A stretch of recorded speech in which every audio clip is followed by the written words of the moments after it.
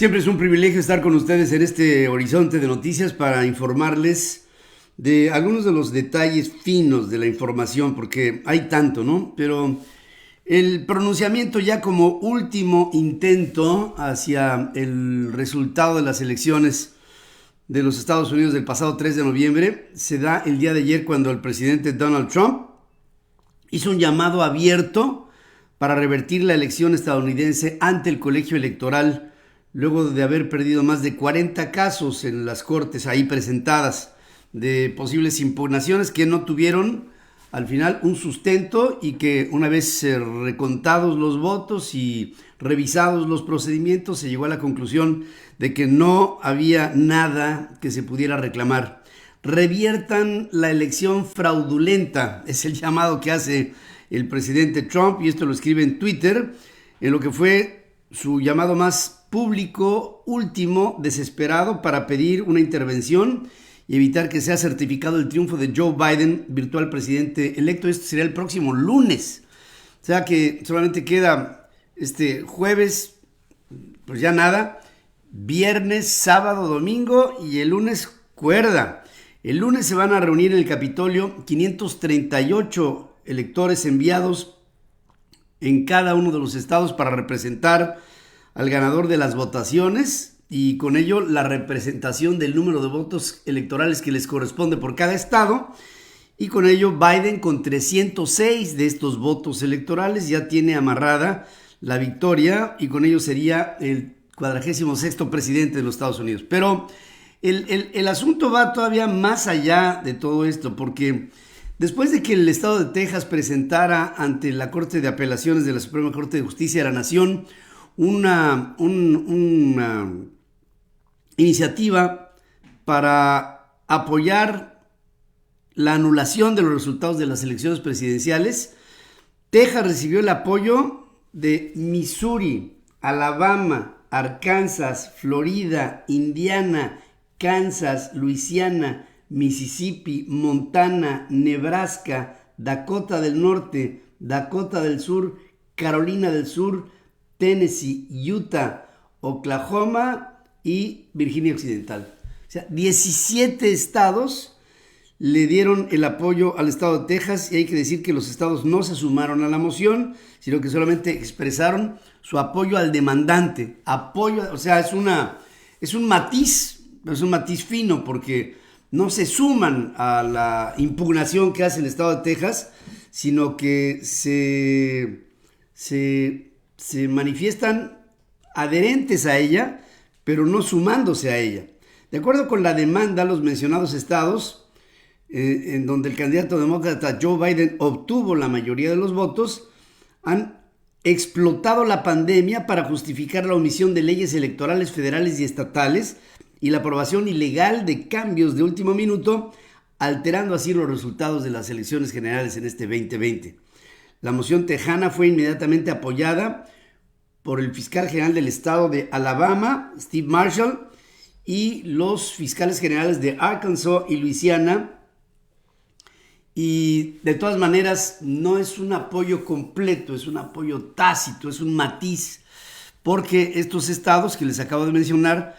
pues no se quieren meter al final en un problema de carácter mayor, cuando lo que estarían impugnando sería no al resultado de las elecciones, sino al procedimiento electoral, que por supuesto esto es un tema mucho más complejo y mucho más grave sería en caso de que se cuestionara todo. El tema de la pandemia sigue estando muy presente en todas partes del mundo. Por ejemplo, en América, la Organización Panamericana de la Salud está llamando a la población, al continente americano, a evitar reuniones presenciales en Nochebuena y en Año Nuevo, ante el repunte por los contagios por el COVID. Carissa Etienne, que es la directora de la Organización Panamericana, dice que en México hay un resurgimiento del virus, del contagio,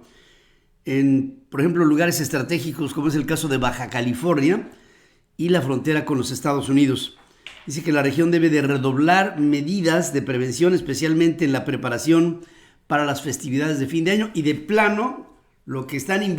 están invitando es a que no haya reuniones para que con esto se pueda dar un paliativo ante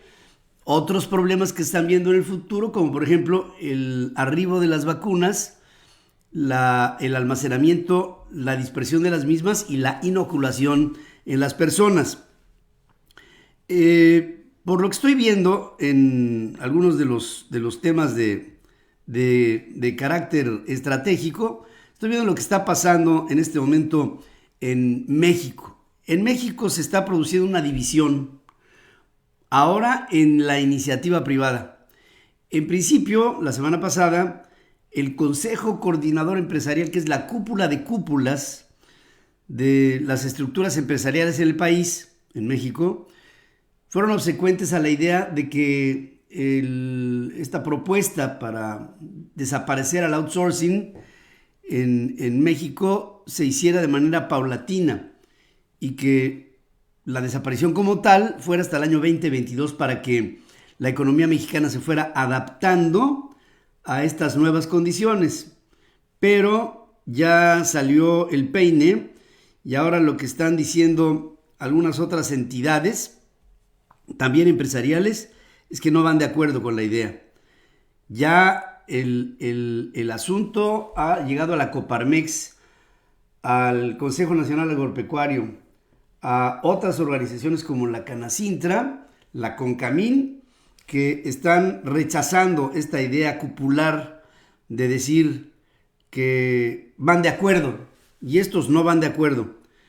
La Cámara Nacional de la Industria de la Transformación, el Consejo Nacional Agropecuario, la Confederación Patronal de la República Mexicana se declaran en contra del acuerdo en materia de subcontratación firmado por integrantes del sector privado estratégicamente por el Consejo Coordinador Empresarial.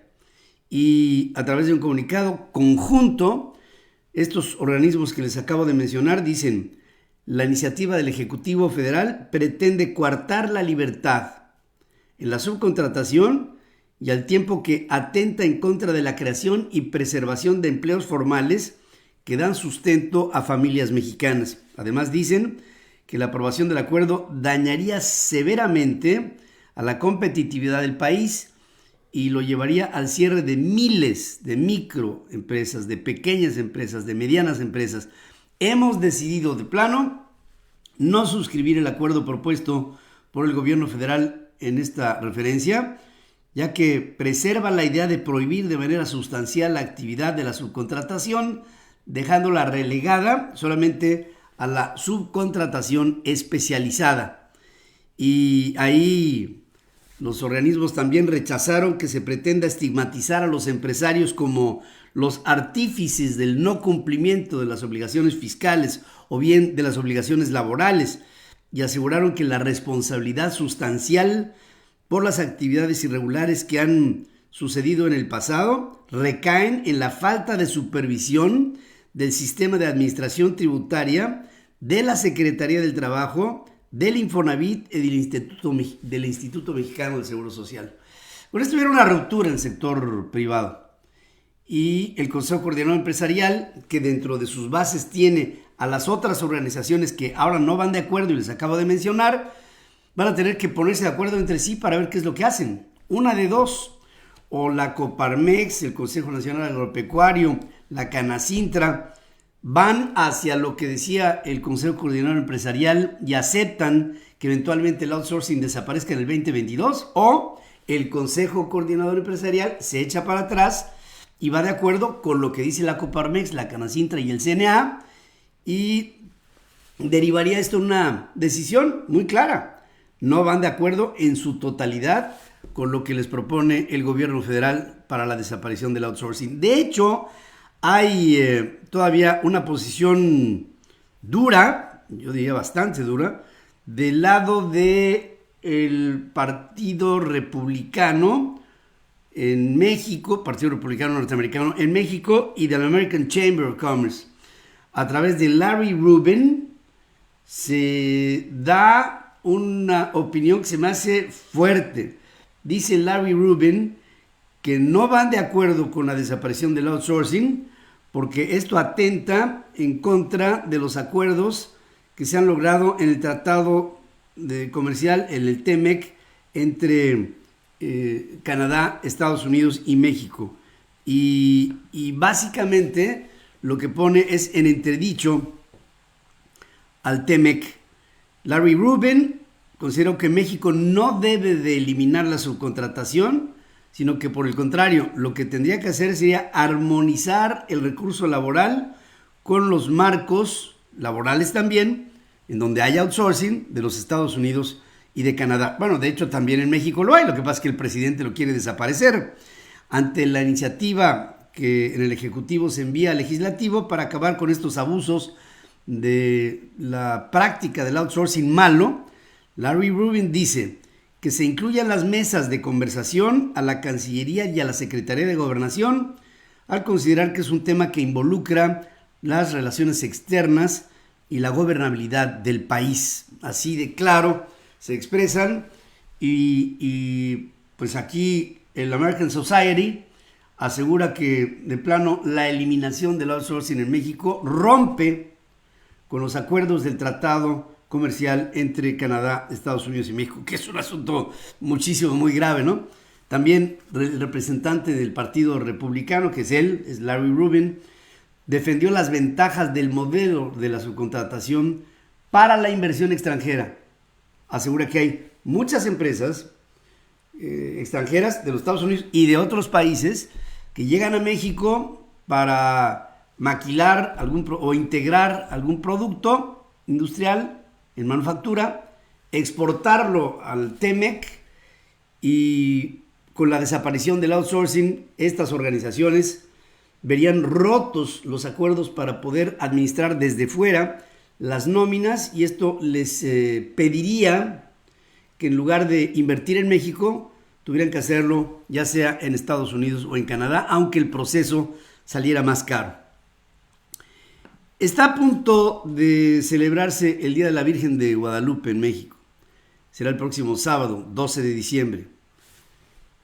Aparición reportada desde el año 1431. Desde esa época hasta la fecha, no ha habido un solo día, 12 de diciembre, que no se festeje a la Virgen. Y en esta ocasión no podrá ser por la pandemia. ¿Qué es lo que está pasando ahora? Bueno, que el Papa Francisco ofreció la indulgencia plenaria a quien celebre a la Virgen de Guadalupe desde casa, debido a que la Basílica de Guadalupe permanecerá, como aquí lo hemos anunciado, cerrada desde hoy 10 de diciembre, hasta el domingo 13 de diciembre, y los festejos guadalupanos presenciales estarán suspendidos ante la pandemia del COVID. La Arquidiócesis Primada de México dice que el pasado 3 de diciembre Carlos Aguiar, arzobispo primado de México, envió una carta a Francisco para solicitarle la indulgencia plenaria en favor del pueblo mexicano, católico y guadalupano, ya que por acuerdo de las autoridades eclesiales y sanitarias, todas las festividades presenciales tendrían que ser canceladas. Solicité, dice Carlos Aguiar, solicité a su santidad el Papa Francisco la gracia de conceder una indulgencia plenaria a los fieles que celebren esta importante solemnidad desde sus hogares, lo cual servirá para animarnos y quedarnos en casa y evitar aglomeraciones en la Basílica de Guadalupe, con las graves consecuencias que esto podría traer debido a la pandemia, es lo que dice la carta. El arzobispo Aguiar explica que esta indulgencia se concederá a los fieles que preparen un lugar de oración a la Virgen en su hogar y participen en las misas que se transmitirán desde la Basílica por redes sociales y medios de comunicación, como si lo hicieran de forma presencial, con devoción y con exclusiva atención. Y dice que también deben de cumplirse condiciones habituales de las indulgencias, como orar por las intenciones del Papa, estar en gracia de Dios habiéndose confesado, asistir a la misa completa y comulgar. Consciente de la devoción a nuestra Virgen Morena, va más allá de nuestras fronteras. El Papa ha tenido a bien ofrecer esta indulgencia a todos los fieles católicos del mundo que se unan a la celebración de la Virgen adhiriéndose a los requisitos de la indulgencia, según dice la carta. Y ante esto invita a los seguidores a la Virgen que hagan todo esto desde sus casas. A partir de hoy y hasta el 13, la basílica estará cerrada. Ahora, tengo información de que se están las peregrinaciones que tradicionalmente se hacen para llegar entre el 11 y el 13, porque hay muchas peregrinaciones que llegan antes, incluso ya, si estuviéramos en términos normales, estarían empezando a llegar desde ayer, desde anteayer, y lo harían durante prácticamente una semana y más. Bueno, lo que me están diciendo es que muchas se van a esperar a que termine el cierre